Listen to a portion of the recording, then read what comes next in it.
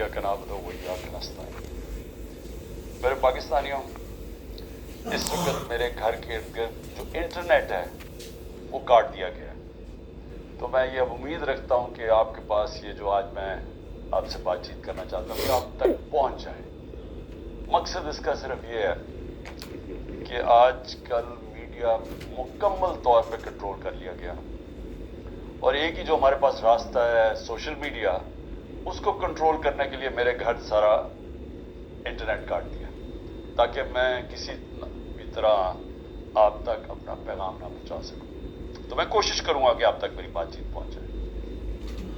دیکھیں، سب سے پہلے میں نے جس طرح کی بربریت، بلکہ میں اس کو کہوں گا جزیدیت، جو آج کل یزید کا، آج کل کے یزید جس طرح کی ظلم تحریک انصاف کے لوگوں کے اوپر کیا جا رہا ہے، پتہ نہیں، مجھے لوگ کہتے تھے کہ شاید ضیاء الحق کے زمانے میں پیپلز پارٹی کے لوگوں سے ایسا ظلم ہوا، اور تھوڑے سے لوگ، اتنے لوگوں سے تو کبھی ہوا ہی نہیں ہے ظلم۔ اس وقت 10,000 سے زیادہ ہمارے کارکنوں کو جیلوں میں ڈالا ہوا ہے، اور میں آپ کو یہ بتا دوں کہ اتنی مشکل حالات ہیں آج۔ آپ نے گرمی دیکھی ہے، گرمی کی انتہا ہے آج، چھوٹے چھوٹے پنجروں میں ان کو بند کیا ہوا ہے، کھانا ان کو صحیح نہیں مل رہا، پانی وہ ترستے ہیں وہاں، وکیلوں کو ملنے نہیں دیتے، کئی جگہ ہمارے وکیل ہی نہیں وہاں پہنچ سکتے، اور ان کو جس طرح یعنی کہ کوئی غیر ملک دشمن ہے اس طرح رکھا ہوا ہے، بلکہ غیر ملک دشمن بھی پرزنرز آف وار کے بھی حقوق ہوتے ہیں۔ یہاں تو صرف ان کو ایک یہ فائدہ اٹھاتے ہوئے جو کور کمانڈر کا گھر جلایا گیا، اس کا فائدہ اٹھاتے ہوئے پہلے سے پلان بنا ہوا تھا، اور میرا جس وقت بھی، یہ میں آپ کو بتا دوں، جس وقت بھی اس کے اوپر انویسٹیگیشن ہوگی یہ ثابت ہو جائے گا کہ یہ پری پلان تھا سب کچھ۔ سو اس لیے اس کے فائدہ اٹھاتے ہوئے ایک ایسا کریک ڈاؤن ہے جو میں نے پاکستان کی تاریخ میں کبھی نہیں دیکھا۔ صرف یہی نہیں کہ صرف تحریک انصاف کے کارکنوں کو اندر ڈالا ہے، سپورٹرز کو، سوشل میڈیا کے لوگ جو اپنے طور پر پارٹی میں بھی نہیں، جو پی ٹی آئی کے لیے کوئی ٹویٹ کرتے تھے، ان کو بھی اندر ڈال دیا، ساری لیڈرشپ اندر ڈالی ہوئی ہے، اور نکلنے کا صرف ایک طریقہ ہے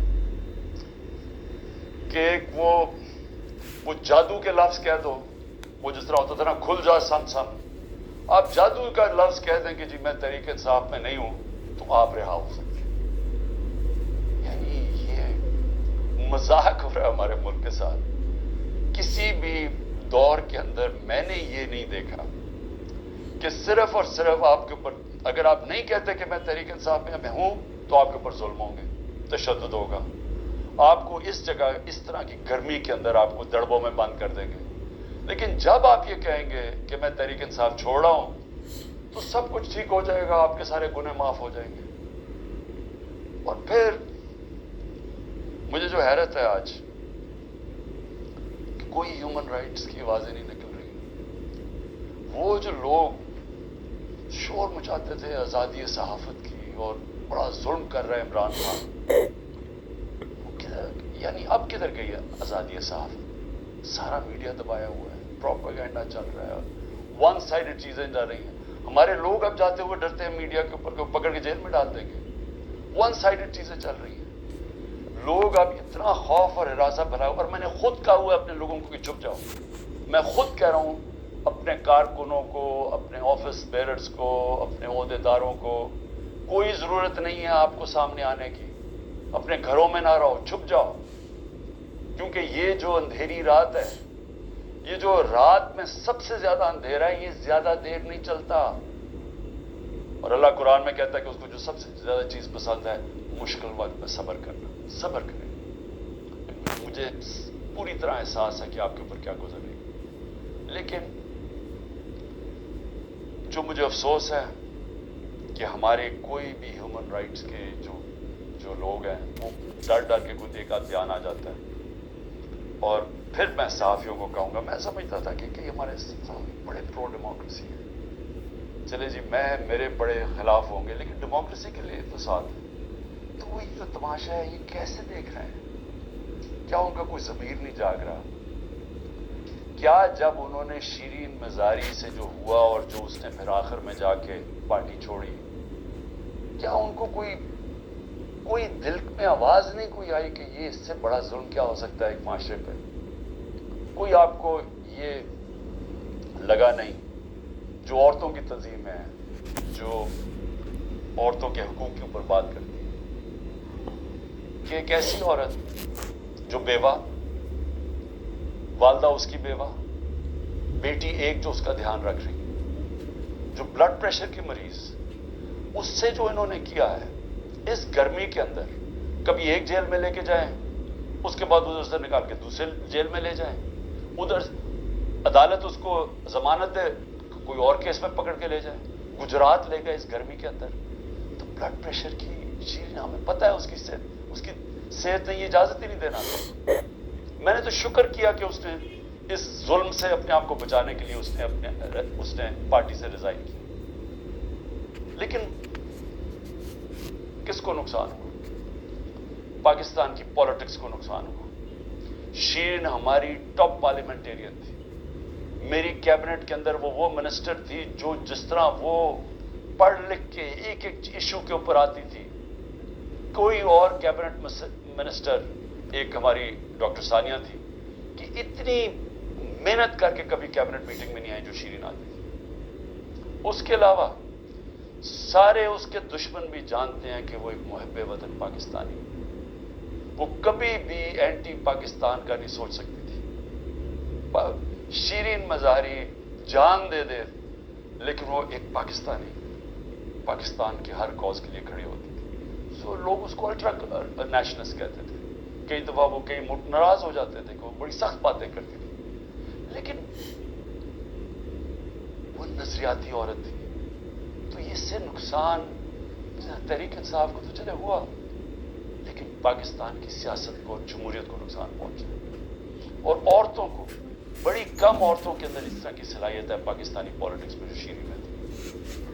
لیکن اس کے علاوہ مجھے آج پیغام آیا ہے کہ جی میں اب اور برداشت نہیں کر سکتا.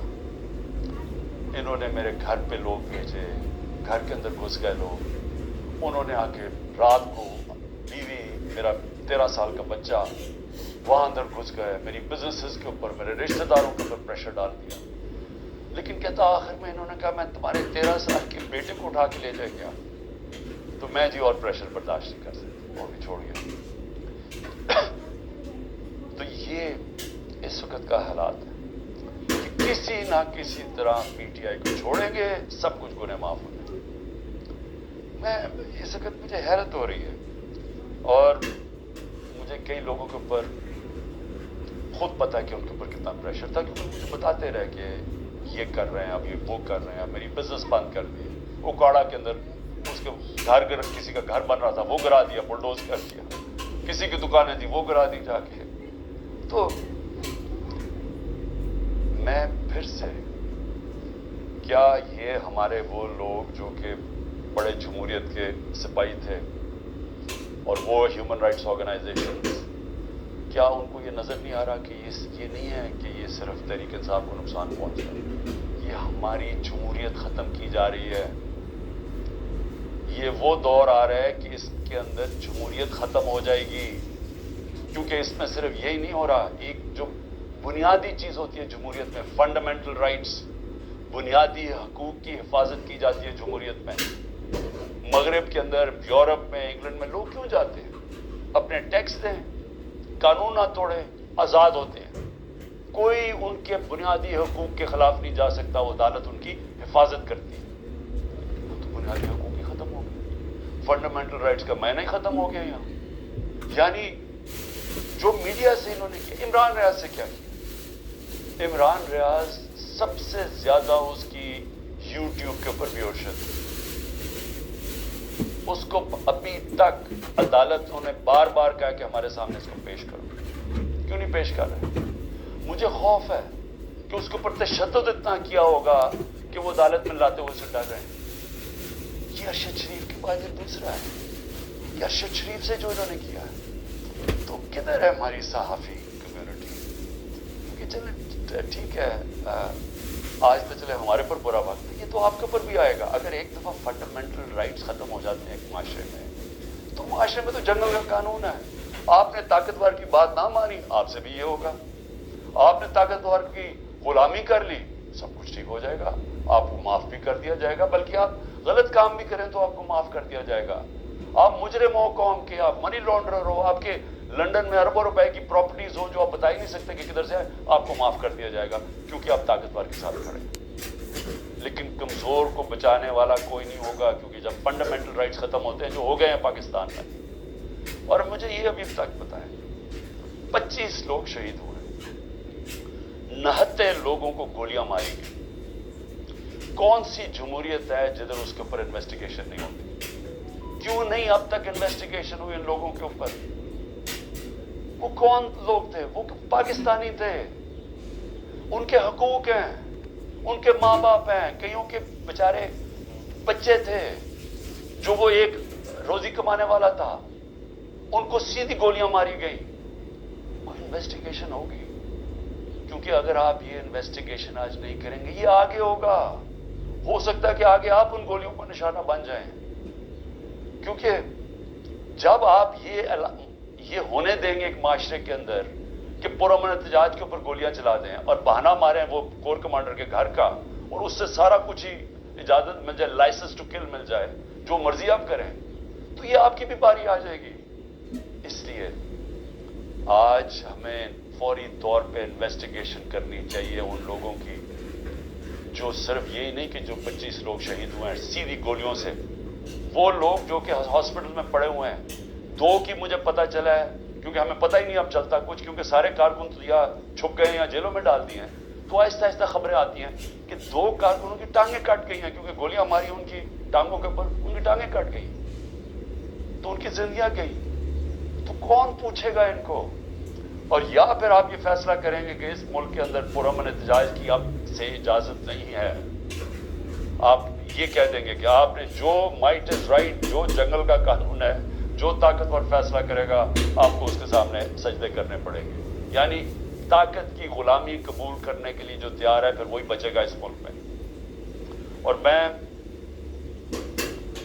آج یہ ضرور کہنا چاہتا ہوں کہ یہ جو سب کچھ ہو رہا ہے اس کے پیچھے کیا ہے؟ یہ کیوں ہو رہا ہے سب کچھ؟ یا تو چلیں یہ سب کچھ ہو رہا ہو اور پاکستان کو اس سے کوئی فائدہ ہو رہا ہو، یا اس سے کوئی ملک چینج آ جائے، یا اس سے ایک دم یہ ہو، یہ جو ہمارے لوگوں کو چینج کر رہے ہیں، وہ پالیٹکس چھوڑ رہے ہیں، پی ٹی آئی کے لوگ جو میں پالیٹکس چھوڑ رہا ہوں، وہ پریشر کے اندر سارے ہاتھ کھڑے کر رہے ہیں، تو کیا اس سے یہ ہوگا کہ پارٹی ختم ہو جائے گی؟ جو بھی یہ سوچ رہا ہے، جس کی بھی یہ سوچ ہے، خدا کے واسطے اپنا ذہن کو، اپنا ہیڈ ایگزامن کرواؤ، سوچو اس کے اوپر کہ آپ کیا کر رہے ہیں۔ کبھی آئیڈیا بھی مارا جاتا ہے اس ظلم سے، یعنی کبھی ایک نظریہ بھی اس طرح ختم ہوتا ہے۔ یہ جانوروں اور انسانوں میں فرق ہے۔ بھیڑ بکریوں کو آپ ڈنڈے ماریں وہ سارا اس طرف لگ جائیں گے جدھر آپ چلائیں گے، لیکن یہ انسان ہے۔ اور جب انسانوں کے اندر ایک آئیڈیا آ جاتا ہے آزادی کا، وہ آپ ختم کر ہی نہیں سکتے۔ آپ جتنا مرضی ظلم و تشدد کریں، یہ آئیڈیا ختم نہیں ہونے لگا۔ اگر یہ آئیڈیا ختم ہونا ہوتا تو مقبوضہ کشمیر میں آج وہ ہاتھ کھڑا کر کے اور آرام سے چپ کر کے قبول کر لیتے ہندوستان کی غلامی۔ 1 لاکھ سے اوپر کشمیری شہید ہو چکا ہے۔ کشمیریوں کے اوپر جو ہم آج ہمارے پہ ظلم ہو رہا ہے، یہ کشمیری 30 سال سے ہو رہا ہے ان کے اوپر۔ ان کے بھی گھروں میں گھس جاتی ہے رات کو پولیس، لوگ اٹھا کے لے جاتے ہیں، نوجوانوں کو اٹھا کے لے جاتے ہیں، جیلوں میں ڈال دیتے ہیں، ان کو بھی کوئی پوچھنے والا نہیں ہے، ان کے بھی کوئی فنڈامنٹل رائٹس نہیں ہے، ان کے سارے لیڈروں کو بند کر دیا ہے، وہاں بھی میڈیا کے اوپر کنٹرول کیا ہوا ہے۔ لیکن جس وقت موقع ملے گا کشمیریوں کو اپنی آواز سنانے کا، ایک آواز سے سارا کشمیری کہے گا آزادی، ایک آواز سے کہیں گے آزادی۔ انہوں نے جتنی بربریت کی ہے ہندوستان نے وہاں، اس کا کیا ہوا ہے؟ اس इसका नतीजा ये हुआ है कि जो प्रो इंडियन पॉलिटिशियन थे वो ही खत्म हो गए हैं. अब जो इंडिया की बात करता है उसको कोई वोट ही देने के लिए नहीं तैयार. तो बजाय वो उनको यानी कामयाब होने के, उन्होंने और ही कश्मीरी लोगों को आज़ादी की तरफ धकेल दिया. यही हो रहा है पाकिस्तान. आप जितना मर्जी करेंगे, कभी कोई पार्टी जिसका जब वोट बैंक बन जाता है, जो आज माशाल्लाह तहरीक इंसाफ का बन गया है, इन हरबों से इसको आप खत्म नहीं कर सकते. ये बढ़ती जाएगी अब पार्टी. लोगों के अंदर गुस्सा है, ये जो देख रहे हैं तमाशा. क्या लोग बेवकूफ हैं? उनको नजर नहीं आ रहा क्या हो रहा है? आप बेशक मीडिया के ऊपर जो मर्जी कंट्रोल कर लें. लोग, जब मुझे अभी भी याद है जब जुल्फिकार अली भुट्टो के अयूब खान के दौर में जब उसके ऊपर सेंसरशिप थी, तो हम उसका एक एक फिक्रा ढूंढा करते थे. 2 लाइनें भी होती थी. वो उस वक्त पाकिस्तान टाइम्स या वो नवाए वक्त होता था या जंग होता था, एक एक फिक्रा ढूंढते थे उसका कि वो क्या क्या उसने लोग. और अब सोशल मीडिया का जमाना है, तो अब आप कैसे बंद करेंगे? लोगों को तो इंफॉर्मेशन अब मिल रही है. लोगों को तो ये पता चल गया कि ये सारा स्टेज मैनेज था. ये पूरी कॉन्स्पिरेसी की हुई थी, प्री प्लान बना हुआ था. अब इसके अंदर कई राय हैं कि आईबी ने किया या एमआई ने किया. इसके अंदर तो सोशल मीडिया पे अब चल रही हैं चीजें. लेकिन ये पता है कि ये प्री प्लान था कि इन्होंने इसका पूरा फायदा उठाना था तहरीक इंसाफ को खत्म करने के लिए.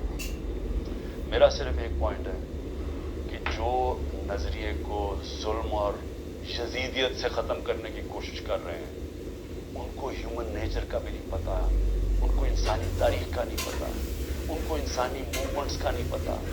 उन्होंने जब ईरान के अंदर इनकलाब आया था, वहां भी बड़ी बर्बरियत हुई थी. उन्होंने बड़ा जुल्म किया था उन लोगों को, लेकिन नहीं रोक सके. इसको कोई रोक नहीं सकता. मेरी ये बात मान लें, इस वक्त ये सारे लोगों को आप पकड़ते जाए, हमारे सारे पार्टी के, और मैं वैसे आज सलाम करता हूं उन लोगों को कि इतने प्रेशर के बावजूद हमारी लीडरशिप खड़ी है आज, कहती नहीं हम तहरीक इंसाफ में. मैं उनको खास तौर पर सलाम करता हूं क्योंकि मुझे पता है उनके ऊपर क्या गुजर रही है. लेकिन फर्ज है मान सारे भी छोड़ देते हैं तहरीक इंसाफ को.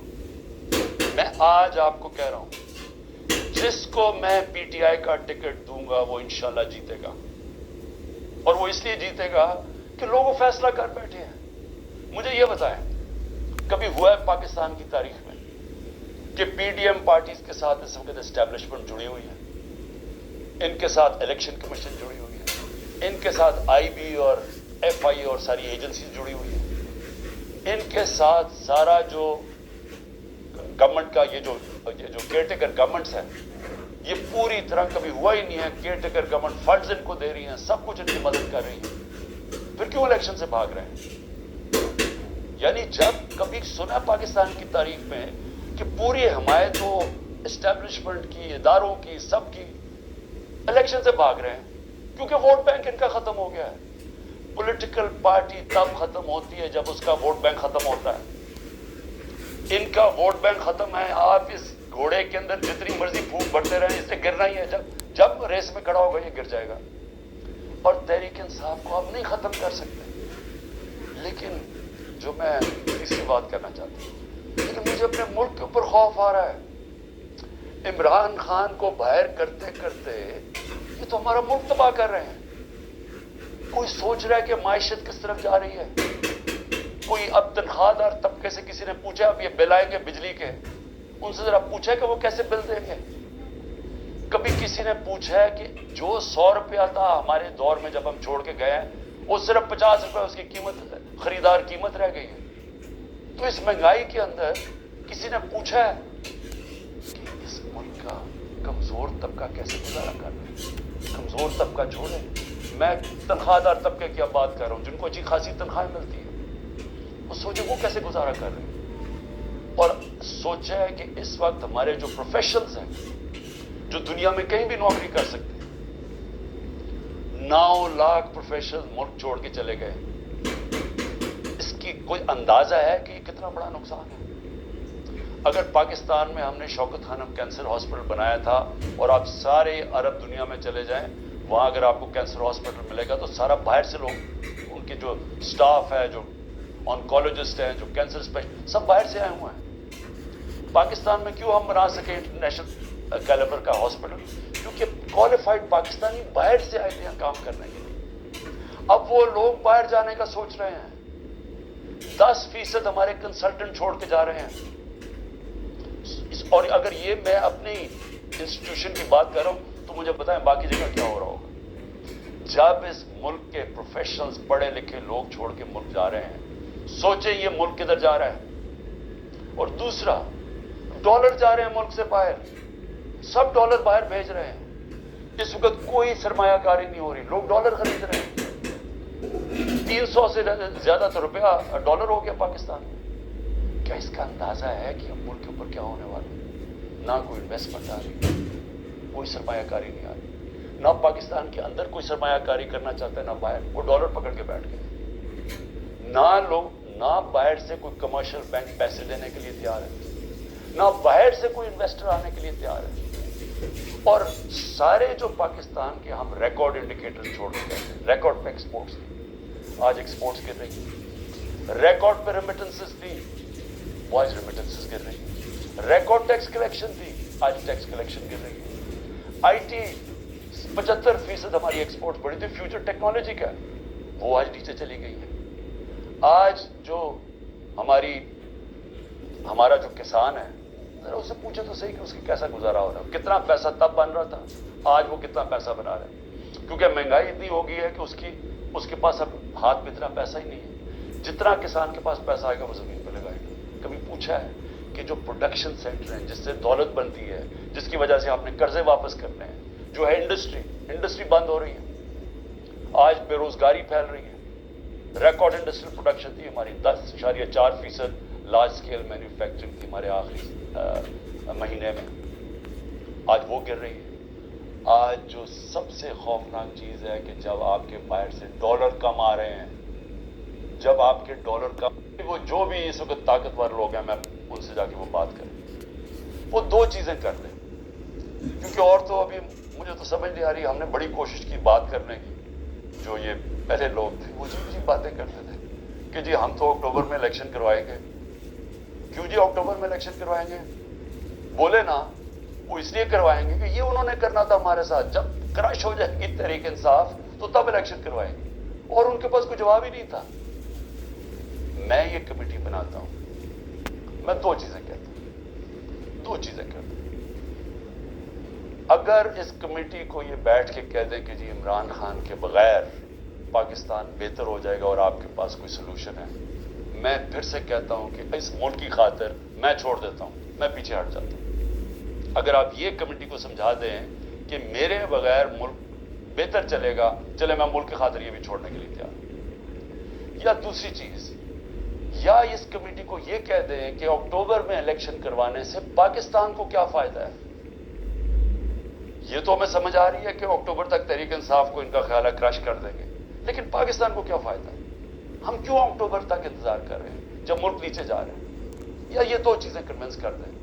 میں اس کی کمیٹی بناؤں گا, میں انشاءاللہ کل اناؤنس کر دوں. لیکن میں آج آخر میں 2 چیزوں پہ ختم کرتا ہوں. ایک تو آخر میں تو میں القادر کے اوپر بات کرنا چاہتا ہوں, جو 4 گھنٹے میں 4.5 گھنٹے مجھے نیب میں بٹھایا کل انہوں نے, اس کے اوپر بات کرنا چاہتا ہوں. لیکن اس سے پہلے میں اپنے سپریم کورٹ کے ججز سے آج اپنی قوم کی طرف سے اپیل کرتا ہوں. دیکھیں, آپ اس وقت ہماری آخری امید ہے. پاکستان میں اب رول آف لا ختم ہو چکا ہے. آئین اس ملک کے اندر تقریباً ختم ہو چکا ہے. جب 14 میں میرا یہ رائٹ تھا, میں نے اسمبلیز اپنے آئین کے مطابق ڈیزالو کی تھی, 2 اپنی اسمبلیز میں نے اپنے آئین کے مطابق ڈیزالو کی تھی کہ 90 دن میں الیکشن ہوگا. کدھر گیا الیکشن؟ 14 مئی کی انہوں نے ڈیٹ دی چیف جسٹس صاحب نے اور سپریم کورٹ نے. 14 مئی گزر گئی, کسی کو کچھ فرق ہی نہیں پڑا. تو اس کا مطلب تو آئین جب آپ کا کیا ہے تو رہ گیا جنگل کا قانون. اب تو اس میں مطلب کہ جو طاقتور وہ فیصلہ کرے گا کون سا آئین کی شکل پہ چلنا ہے. اس میں نظریہ ضرورت تو شروع ہو گیا پاکستان میں. میں اپنے سپریم کورٹ کے ججز کو, مجھے پتا ہے آپ کے اندر اختلافات ہیں. دیکھیں, ملک کے لیے بہت ضروری ہے. آپ نے اگر اس ملک کی جمہوریت کو نہ بچایا اور آخری امید اب آپ رہ گئے, یہ تاریخ آپ کو معاف نہیں کرے گی. کیونکہ جا رہا ہے جس طرف پاکستان جا رہا ہے، یہ ساری ہماری ڈیموکریسی کو ڈسمینٹل کیا جا رہا ہے. سارے جو جمہوریت کے ادارے ہیں وہ ایک ایک کر کے تباہ کیے جا رہے ہیں. کیا جمہوریت نہیں ہے اب؟ ہم تو میں بیٹھا ہوتا ہوں ہر روز کہ کس دن آ کے مجھے پکڑ لیں گے، ایک دم انٹرنیٹ بند کر دی پکڑ کے. یعنی کون سی جمہوریت میں ہوتا ہے؟ سارے لوگوں کو جیلوں میں ڈالتے. مجھے یہ نہیں پتا میں آپ کسے کانٹیکٹ کسے کروں. میرے سے کانٹیکٹ ہی کوئی نہیں ہو رہا، نہ مجھے لیڈرشپ ملتی ہے نہ کوئی ملتا ہے. جو میں زوم پہ میٹنگ کرتا تھا انہوں نے وہ انٹرنیٹ بند کر زوم ہی ختم کر دیا. تو میں تیار بیٹھا ہوں کہ جو بھی کرنے کے لیے آئیں گے، جب بھی پکڑیں گے، میں تو خیر تیار بیٹھا ہوں، ہر روز تیار ہوتا ہوں. لیکن میں آپ سے سپریم کورٹ کے ججز صاحبان، دیکھیں قوم آپ کی طرف دیکھ رہی ہے، اور یہ آپ کی یونٹی اس قوم کے لیے بہت ضروری ہے. آپ کے اوپر اب ہے کہ اس ملک کی جمہوریت کے لیے سٹینڈ لیں. آپ کے لیے ضروری ہے کہ اس ملک کو آپ بچائیں کہ یہ ٹوٹل جنگل کا قانون بنانا ریپبلک بن رہا ہے ہمارا ملک. یہاں کسی شہری کو اس وقت جو آج آواز اٹھاتا ہے، کوئی تنقید کرتا ہے، اس کو یا اٹھا کے لے جاتے ہیں یا اس کو مارے پڑتی ہیں یا ان کی بزنسز بند کر دیتے ہیں. یعنی یہ تو ایسے لگ رہا ہے کہ ہم وہ ہٹلر کے گسٹاپو کے دنوں میں بیٹھے ہوئے ہیں. یعنی ہمارے لیے تو وہ دن آ گئے. تو موزز سپریم کورٹ کے ججز صاحبان، یہ آپ کے اوپر بہت بڑی ذمہ داری ہے، اور اللہ ان لوگوں کو جن لوگوں کو ذمہ داری دیتا ہے ان کے اوپر امتحان بھی بڑا ڈالتا ہے. یہ آپ کے اوپر ہے ہماری جو رئیس جمہوریت ہے اس کو بچانا، کیونکہ ہمیں اور اس اب کوئی امید نہیں نظر آ رہی. آخر میں القادر کے اوپر دیکھیے جی، اب آپ نے ایسے سمجھ رہے ہیں کہ یہ ساری جو ایک کیبنٹ کے اندر فیصلہ ہوا تھا 3 دسمبر 2019 میں، اب آپ نے ایسے دیکھنا کہ آپ میرے کیبنٹ ممبرز ہیں اور آپ نے کیا فیصلہ کرنا. یا میں نے اب سارا میرا جو کیس بنا ہوا ہے وہ یہ کہہ رہے ہیں کہ یہ عمران خان آپ نے فیصلہ غلط کیا. آپ نے یہ فیصلہ اس لیے کیا کہ وہ القادر ٹرسٹ جو 1 سال پہلے بننا شروع ہو گیا تھا، آپ نے فیصلہ کیا اور اس کی گراؤنڈ بریکنگ ہو گئی تھی اس سے 7 مہینے پہلے. لیکن یہ کہہ رہے ہیں کہ وہ القادر ٹرسٹ میں کیونکہ آپ کو فائنینشلی فائدہ ہوا جو کہ نہیں ہوا، اس لیے آپ نے یہ غلط فیصلہ کیا. اب یہ فیصلہ کیا تھا ذرا آپ سمجھنا ہے کہ آپ میرے کیبنٹ ممبر ہیں. کیبنٹ کے سامنے یہ چیز رکھی گئی کہ جی ہمارے ایک ملک ریاض کے اور این سی اے ہوتا ہے نیشنل کرائمز، ان کی نیشنل کرائم ہوتی ہے ایجنسی. وہ این سی اے نے ملک ریاض کے پیسے فریز کر دیے 190 ملین پاؤنڈ انگلینڈ کے اندر. اور ورڈ یہ سنیں، انہوں نے کہا یہ سسپیشس ٹرانزیکشن ہے. انہوں نے منی لانڈرنگ نہیں کہا، انہوں نے کہا کہ ہمیں شک ہے کہ یہ پیسہ یہ وائٹ پیسہ نہیں ہے، بلیک کا پیسہ. انہوں نے پیسے فریز کر دیے. ملک ریاض اور این سی اے کے بیچ میں ایک اگریمنٹ ہو جاتی ہے، ان کے وکیل اگریمنٹ کر لیتے ہیں. اس اگریمنٹ کے تحت یہ فیصلہ ہوتا ہے، ملک ریاض کہتا ہے کہ یہ جو 190 ملین پاؤنڈ ہے یہ میں پاکستان میں جو میں نے سپریم کورٹ کو وعدہ کیا تھا، جو میرے اوپر جرمانہ لگا تھا، میں یہ اس اکاؤنٹ پر ڈالنا چاہتا ہوں سپریم کورٹ کی. ہماری کیبنٹ کے سامنے اب یہ آتا ہے کہ آپ کے پاس 2 چوائسز ہیں. اگر آپ اس کو یہ اگریمنٹ کو کانفیڈینشل رکھیں گے، یعنی آپ کیبنٹ کے اندر کھولیں گے نہیں، کیونکہ انہوں کا یہ تھا کہ جب کیبنٹ میں اگریمنٹ کھلے گی تو وہ پبلک ہو جائے گی، کیونکہ کیبنٹ کے منٹس پبلک ہو جاتے ہیں. تو انہوں نے کہا کیونکہ وہ پبلک ہو جائے گی اس لیے ہم اس کو کانفیڈینشل رکھتے ہیں، لیکن اگر عدالت کھولنا چاہے تو وہ کھول سکتی ہے، یا کوئی ایجنسی نیب کوئی کھولنا چاہے کھول سکتی ہے. یہ تھی اگریمنٹ. لیکن اگر آپ یہ نہیں مانتے، اب یہ ذرا غور سے سنیں، اگر آپ اس کو کانفیڈینشل نہیں رکھتے تو آپ کو پاکستان کی گورنمنٹ کو برطانیہ کے اندر جا کے کیس کرنا پڑے گا کہ یہ جو 190 ملین پاؤنڈ ہے یہ پاکستان سے منی لانڈرنگ ہو کے گیا، اور آپ کو ثابت کرنا پڑے گا کہ یہ پاکستان سے منی لانڈرنگ ہوئی. اب سمجھ گئے؟ اب اگر آپ یہ کیس ہار گئے تو یہ پیسہ انگلینڈ میں رہ جائے گا، یہ آپ کا 190 ملین پاؤنڈ چلا جائے گا، یہ انگلینڈ میں رہ جائے گا. تو اگر آپ کو وہ کیس جیت جاتے ہیں تو پھر وہ پاکستان میں آئے گا اور وہ دوسری مد میں آئے گا. وہ آئے گا اس مد کے اندر کہ یہ جو سپریم کورٹ کی جو اکاؤنٹ ہے اس میں نہیں جائے گا, گورنمنٹ آف پاکستان کو آ جائے گا منی لانڈرنگ. اب کیبنٹ کے اندر ڈسکشن کیا ہوتی ہے؟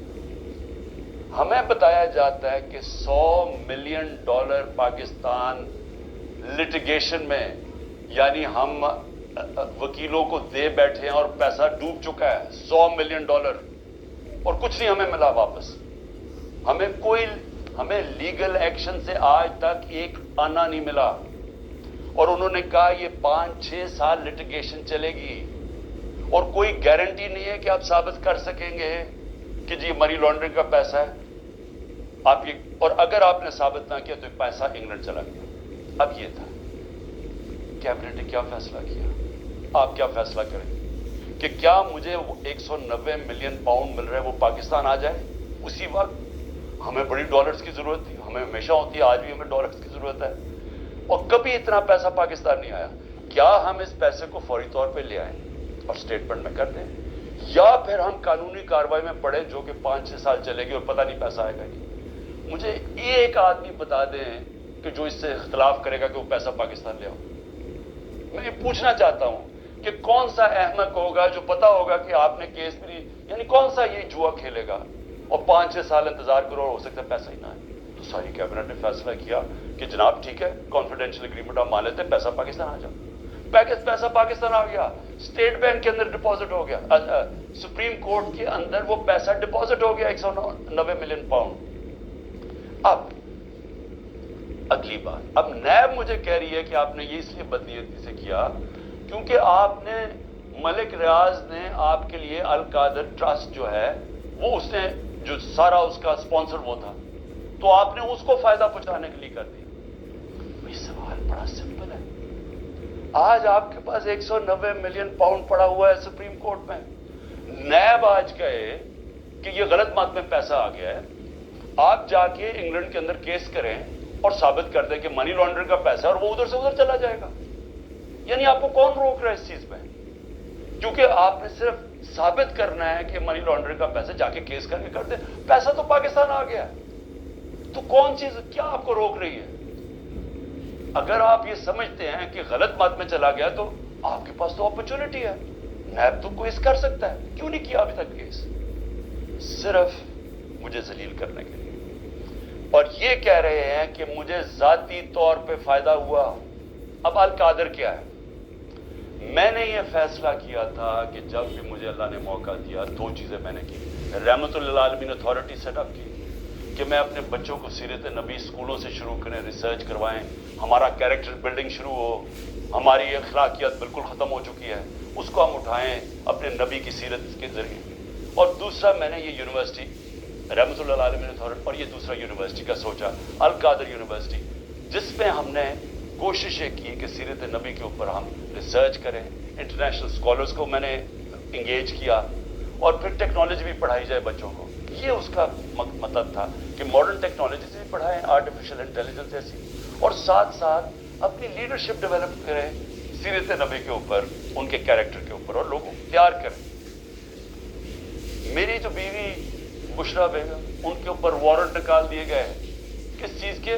کیوں وہ ایک ٹرسٹی ہے, ان کو میں نے ٹرسٹی رکھا. کیوں ٹرسٹی رکھا؟ کیونکہ سیرت نبی میں ان کو انٹرسٹ ہے, انہوں نے بڑی پڑھا ہوا ہے اس چیز کے اوپر, انہوں نے پڑھا, یعنی وہ ان کا شوق ہے کہ یہ سیرت نبی پھیلائی جائے, تو اس کو ٹرسٹی رکھ دیا.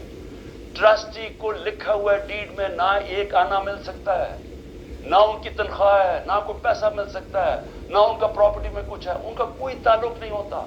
ٹرسٹی کا صرف کام ہوتا ہے کہ جس وجہ سے ٹرسٹ بنا تھا, مثلا شوکت خانم ہے, تو شوکت خانم اگر غریبوں کا 75% مفت علاج ہونا تھا کینسر کا, تو یہ نہ ہو کہ وہ 50% کر دیں. یعنی اس لیے ہوتا ہے ٹرسٹ, جو پالیسیز ہوتی ہیں وہ. باقی پروفیشنل چلایا جاتا ہے, چاہے وہ القادر ہو, چاہے نمل یونیورسٹی, چاہے شوکت خانم. نہ مجھے $1 کا فائدہ آج تک شوکت خانم سے ہوا, نہ نمل یونیورسٹی سے ہوا, نہ القادر سے ہوا. کیونکہ القادر ایک پروفیشنل اب وہ چل رہا ہے, وہاں سارے بچوں کو مفت تعلیم مل رہی ہے, جو بھی القادر میں پڑھ رہے ہیں سب کو مفت مل رہی ہے. और उनको जिस तरह मैंने आपको कहा कि उसका मकसद क्या, ये कह रहे हैं नैब कि मुझे जाती तौर पे फायदा हुआ। किधर? अच्छा, क्योंकि पैसे का तो कोई बता नहीं सकते, मुझे क्या पैसे का फायदा हुआ? तो कह रहे नहीं, सियासी तौर पे आपको फायदा हुआ कि जिस तरह अल कादर से मेरी सियासत चमकी। ये है केस। मैं सिर्फ आपको ये बताना चाहता था कि इतना प्रोपेगेंडा हो रहा है, लोगों को बता। 4-4.5 घंटे मुझे नैब में बिठाया और बार बार यही पूछते रहे कि जी देखें, आपको तो इससे बड़ा फायदा हुआ। और मलिक रियाज को आपने क्यों किया? भाई, मलिक रियाज को इसलिए किया कि पाकिस्तान के सबसे बड़ा बिल्डर है वो है मलिक रियाज। और मलिक रियाज, मेरा क्या इंटरेस्ट था, उसके पास जो मोबिलाइजेशन इक्विपमेंट है वो सबसे तेजी से काम करता है। यानी वो, अगर आप उसे कहे, कोई इतनी तेज काम नहीं करता जितना मलिक रियाज की कंस्ट्रक्शन करती है। मेरा इंटरेस्ट क्या था कि वो जल्दी से सेटअप हो, अल कादर जितनी जल्दी सेटअप हो, और मैं अगर प्राइम मिनिस्टर था मैं उनको फायदा पहुंचा सकूं, इंटरनेशनल स्कॉलर्स ला सकूं होते हुए उस वक्त। मेरा तो सिर्फ ये इंटरेस्ट था। और मुझे इससे क्या इंटरेस्ट है? जिस तरह हर साल शौकत खानम में 9 अरब रुपया इकट्ठा होता है, तो क्या वो मेरी जात के लिए हो रहा है? सो इसलिए मैं चाहता था कि मैं आपको क्लियर कर दूं कि जिस तरह की कोशिशें की जा रही है, और मुझे जो उन्होंने पकड़ा था नैब में, वो इतनी बदनीयती थी कि इन्होंने 28 को एकदम मेरी जो इंक्वायरी को इन्वेस्टिगेशन में बदल दिया। मुझे इंक्वायरी रिपोर्ट ही नहीं दिखाई, और 28 को इंक्वायरी से इन्वेस्टिगेशन करते हैं, पहली तारीख को मेरा वारंट निकाल देते हैं, और मुझे पता ही नहीं है। कानून कहता है कि इंक्वायरी में मेरा जवाब आना चाहिए। और जिस दिन मैं उठाते हैं मुझे वहां से रेंजर्स आके, मुझे जिस आपके सामने जो तरीका उन्होंने इख्तियार किया मुझे उठाने का, उस दिन मैं बेल लेने के लिए बैठा हुआ था, क्योंकि हमें अखबारों से पता चला कि उन्होंने इन्वेस्टिगेशन कर दिया। कोई इंसाराबाजी का आर्टिकल आया 30 अप्रैल को, तब हमें पता चला कि उन्होंने इन्वेस्टिगेशन कर दिया। मेरे वकील ने लिखा इस्लामाबाद हाईकोर्ट को, ये क्या मजाक हो रहा है? तो मैं उस दिन इस्लामाबाद हाईकोर्ट इस पे जा रहा था अदालत में, जब इन्होंने उधर से अगवा करके बाहर ले गए और पकड़ के। जब मैं जब जेल में पहुंचा तो पहले ही दफा तब इन्होंने मुझे इंक्वायरी रिपोर्ट दिखाई। तो ये था सारा ड्रामा। मैंने कहा आप सबको बता दूं। आखिर में मैं अपनी सारी कौम को कहना चाहता हूं कि देखिए, ये जो बुरा वक्त है ये अल्लाह का निज़ाम है, इसमें हमें सब्र करना चाहिए। कोई हमें इसमें दिल बर्दाश्ता नहीं होना चाहिए। कौमों की जिंदगियों में ये मुश्किल वक्त आते हैं, और कई मेरे लोग बहुत मुश्किलों से गुजर रहे हैं, लेकिन बाकी सारी कौम को मैं एक चीज कहना चाहता हूं, अपने ज़हन में डाल लें कि इस तरह की गुलामी, ये यजीदियत, इस तरह की गुलामी को कबूल करने से बेहतर है मर जाऊं। अल्लाह ने आज़ादी को क्यों इतना बड़ा रुतबा दिया? क्यों जो इंसान अपनी आज़ादी के लिए लड़ता है अल्लाह ने और मरता है तो उसको शहीद कहता है, और जो बचता है उसको गाजी कहता है। पैगंबरों के बाद शहीद का सबसे बड़ा रुतबा है। क्यों है? क्योंकि अल्लाह ने आपको बताया है कि इंसान आज़ाद मैंने पैदा किया है, ला इलाहा इल्लल्लाह। वो किसी इंसान की गुलामी के लिए नहीं, उसने हमें पैदा किया। ये जो हमें गुलामी करवा रहे हैं कि पकड़ के जनाब दबा के, गला दबा के, और कहें कि जनाब मैं तहरीक इंसाफ छोड़ रहा हूं, इसलिए नहीं पैदा किया।